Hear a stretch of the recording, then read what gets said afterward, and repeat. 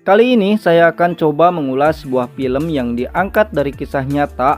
Seorang lelaki bernama Aron Ralston bertahan hidup ketika dirinya terjebak di sebuah ngarai di Tenggara Utah, Amerika pada 2003 yang bernama Blue John Canyon. Ia terjebak selama 127 jam hingga akhirnya ia harus memotong tangannya sendiri agar dapat selamat dari tempat tersebut. Aron ini bisa disebut ahli dalam panjat tebing dan terbiasa menyusuri Blue John Canyon. Sebelum mengalami kecelakaan di Blue John Canyon, dia pernah selamat dari longsoran salju saat mendaki. Setidaknya ada 49 pegunungan di Colorado yang sudah didakinya dengan ketinggian lebih dari 14.000 kaki atau di atas 4.000-an mdpl. Tak hanya itu saja, Aron Ralston juga seringkali bertindak sebagai pemandu gunung, bukan hanya pendaki. Mungkin saja di hari itu bukan hari keberuntungannya. Seperti apa filmnya? Kita langsung aja ke ceritanya.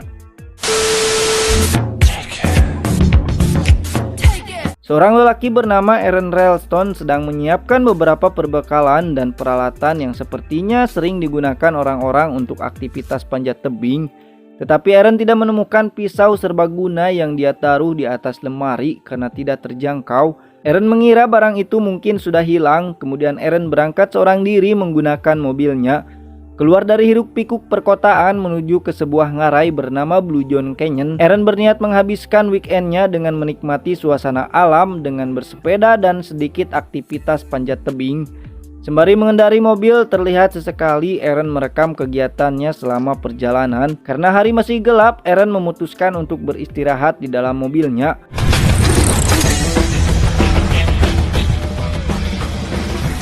Keesokan di Sabtu pagi, Aron mulai memacu sepedanya di tengah hamparan padang tandus yang luas sambil sesekali mendokumentasikan kegiatannya itu. Kemudian Aron memutuskan untuk menyimpan sepedanya dan berjalan perlahan menyusuri tebing-tebing di perbukitan. Hingga kemudian Aron bertemu dua orang backpacker wanita yang sedang tersesat bernama Christy dan Megan. I think we're lost. She's lost. You doing Blue John too, huh? Aron menghampiri kedua wanita tersebut dan berbaik hati menawarkan diri mengantarkan Megan dan Christy ke tempat yang akan mereka tuju bernama The Dome. Bagi Aron, ngarai ini bagaikan teman bermain dan dia sangat tahu sekali setiap sudut di ngarai ini. Walaupun sempat ragu, tapi setelah berkenalan akhirnya Megan, Christy, dan Aron berangkat keluar dari ngarai itu. I thought it was 17.2. One of those. You spend a lot of time out here? Di perjalanan, Aron menawarkan untuk mencoba jalur alternatif yang biasa ia lalui dan tak banyak orang yang tahu. Mereka menyusuri celah tebing dengan perlahan hingga tiba-tiba Aron turun ke dalam celah. Megan dan Christy panik melihat Aron jatuh hingga tak lama terdengar nyanyian Aron dari bawah. Ternyata di bawah terdapat sebuah danau kecil dengan air yang jernih dan sangat indah. Akhirnya Megan dan Christy memberanikan diri melepaskan pegangan dan terjun di sela-sela celah itu. Mereka sangat menikmati sensasi terjun dari ketinggian hingga mengulanginya beberapa kali. Camera! Nice job!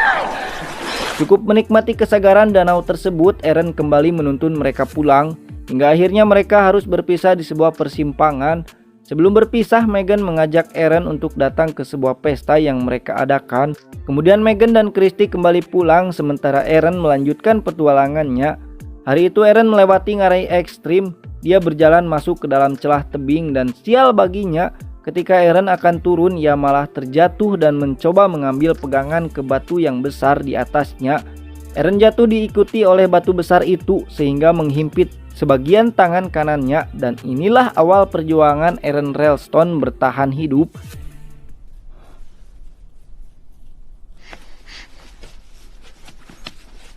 Sebagai orang berpengalaman, Aron tidak panik. Dia memperhatikan sekeliling tempat ia berada.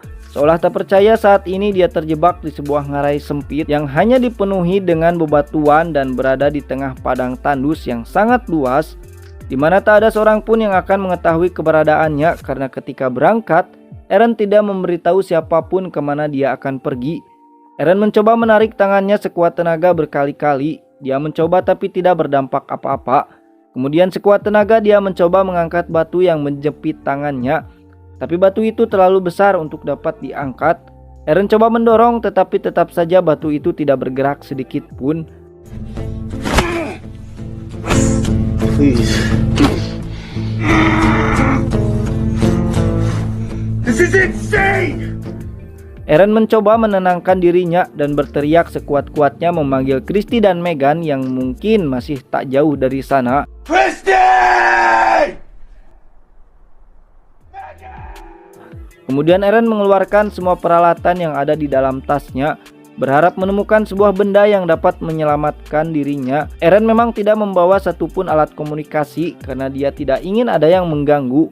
Eren berusaha tenang menatap satu persatu peralatan yang ada di hadapannya itu. Dia mencoba berpikir mencari cara untuk dapat melepaskan tangannya dari himpitan batu tersebut. Eren mengambil sebuah pisau serbaguna yang tak begitu tajam.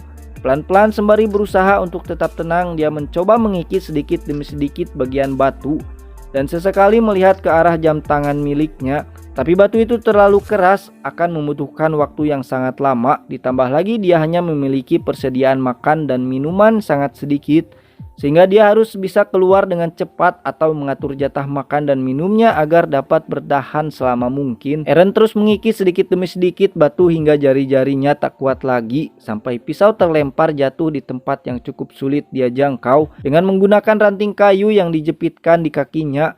Setelah beberapa kali percobaan, akhirnya dia berhasil mendapatkan kembali pisau tersebut, dan hal itu sedikit membuat Eren bahagia.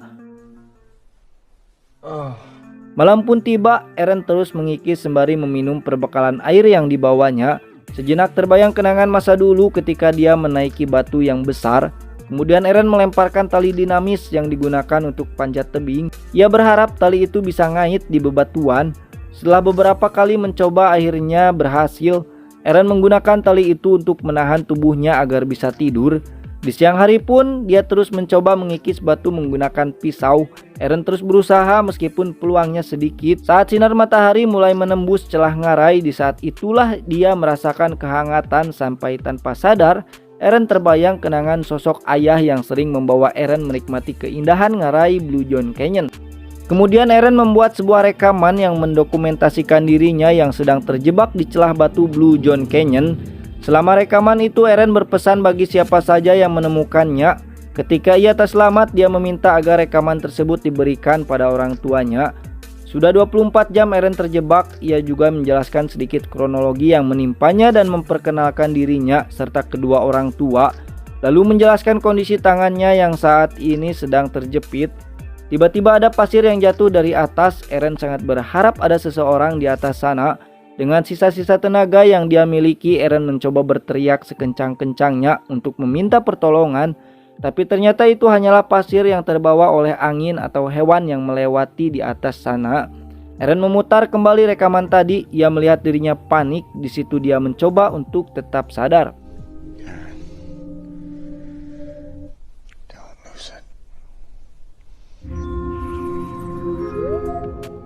Hari semakin gelap dan tentunya cuaca pun semakin dingin. Eren menutupi tubuhnya menggunakan barang yang ada. Halusinasi mulai membayangi Eren hingga matahari terbit di Senin pagi. Ia kembali mencoba sebuah cara dengan menggunakan tali dinamis dan juga tali exchanger untuk mengangkat batu, namun upayanya gagal sebab tali-tali itu bersifat lentur. Dengan panas yang menyengat, Eren malah terbayang minuman segar yang ditinggalkan di mobil. Kemudian Eren kembali membuat dokumentasi menggunakan kameranya. Sorry, I hope that's okay. Bummer all day. Like climbing rope, so there's too much stretch. That should just about do it. Eren selalu memperhatikan sekeliling agar terus membuatnya sadar.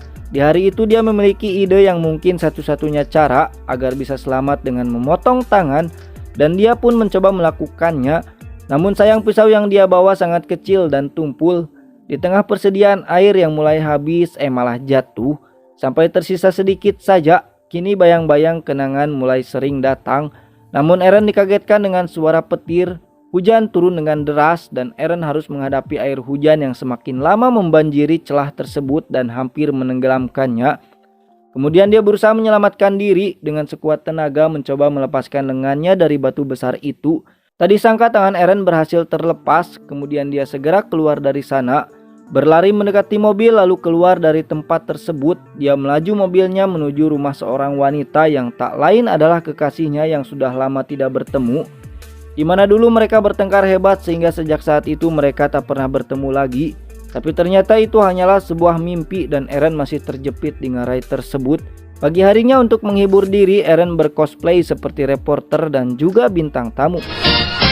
Good morning, everyone. Aaron Ralston. Let's hear it. Can I say hi to my mom and dad? Mommy. Namun di hari itu persediaan air habis dan ia merasakan detakan di bagian jantungnya semakin kencang.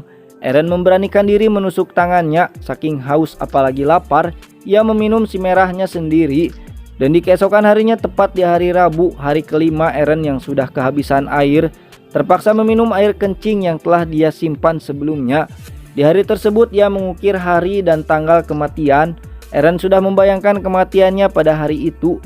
Di detik-detik terlemah dalam hidupnya, Eren membayangkan kehadiran orang-orang yang menyayanginya, orang-orang yang selama ini dia abaikan, orang-orang terkasih yang sudah lama tidak ia temui. Dan hal itu membuatnya kembali bersemangat untuk berjuang bertahan hidup lalu segera keluar dari sana. Tulang adalah bagian terkeras dalam tubuh manusia dan Eren mematahkannya dengan sekuat tenaga. Sedikit demi sedikit Eren memotong di bawah sikutnya. Sebagaimana kita tahu bahwa pisau yang Eren bawa itu tumpul, jadi butuh ekstra tenaga untuk melakukannya. Dengan keinginan yang kuat untuk selamat, memberi tenaga yang cukup kepada Eren, sampai akhirnya ia berhasil memotong dan dengan cepat ia menutup luka menggunakan bahan seadanya. Eren juga segera keluar dari sana. Secara perlahan dia pun keluar dari tempat tersebut dengan menggunakan tangan kirinya yang masih utuh. Lalu dengan tenaga yang masih tersisa, setelah sampai di permukaan, Eren langsung meminum air genangan sebanyak-banyaknya. Walaupun air tersebut tidak menghilangkan dahaga karena tubuh Eren mengalami dehidrasi, Eren bergegas meminum air dari tempat tersebut.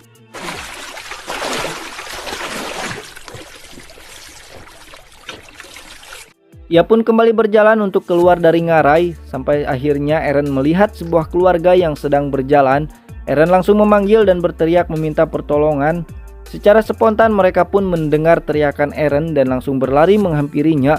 Keluarga tersebut memberikan air kepada Eren dan menuntunnya untuk keluar dari ngarai itu. Beberapa orang lagi datang menghampiri yang diikuti oleh sebuah helikopter. Akhirnya Eren berhasil bertahan dari ngarai itu meskipun harus ada yang hilang pada dirinya. Namun begitu setelah kejadian ini tidak membuat Eren kapok. Dia masih terus melakukan pendakiannya itu bahkan dengan semangat yang lebih. Sikap tidak pantang menyerah Eren ini layak dicontoh. Dia terus berusaha untuk segalanya. Film pun tamat. Terima kasih telah menonton. See you next video.